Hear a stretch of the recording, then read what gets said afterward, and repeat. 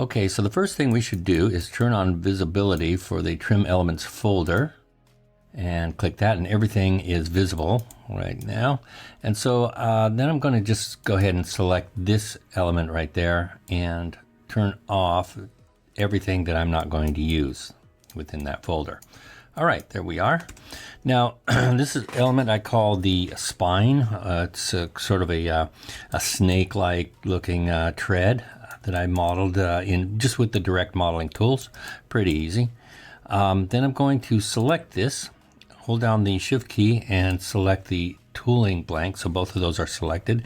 And I'm going to go ahead and just use a use an additive trim on this one.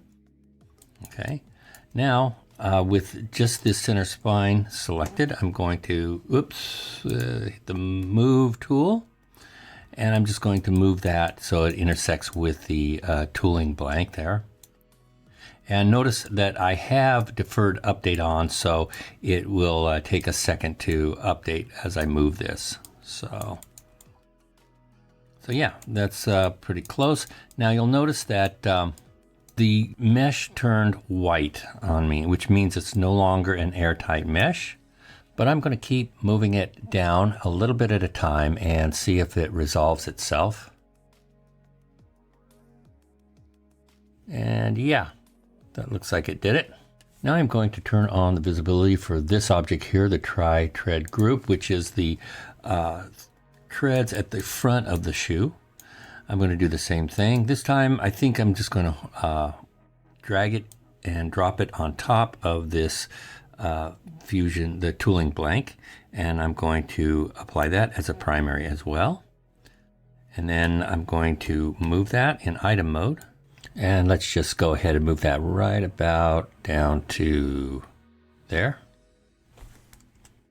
Now you'll notice that we have different heights on these treads, and I'm not worried about that because one of the final things that we're going to do is we're going to trim everything to be an equal height.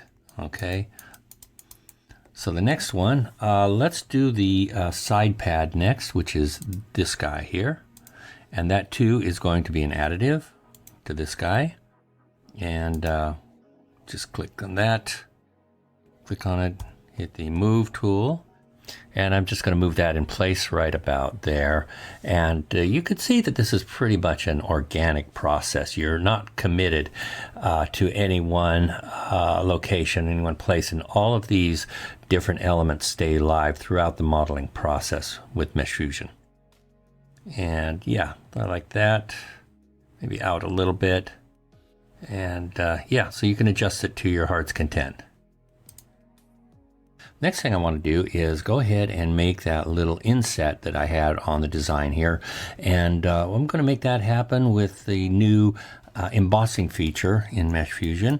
And so I'm going to go ahead and turn on the spline that I use for that, which is right here.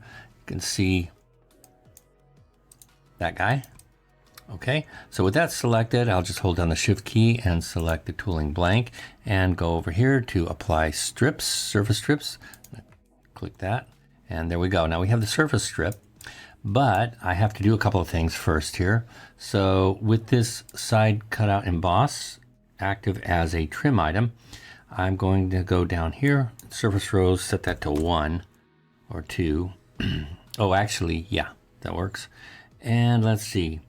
Now we also have to set enable emboss down here at the bottom, right there. And there we go.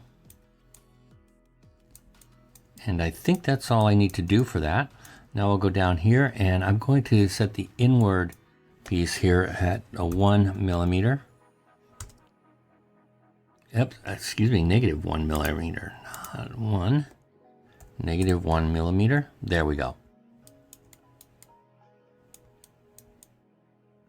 And I'm also going to set the middle same number, -1 millimeter. And there we go. Now I can choose to add maybe a preset to this to make it maybe a little more attractive. So where it says apply custom embossing preset, I'm going to go to two-sided soft. Let's try that. Yeah, I think that works a little bit better. And there we go. We're almost there.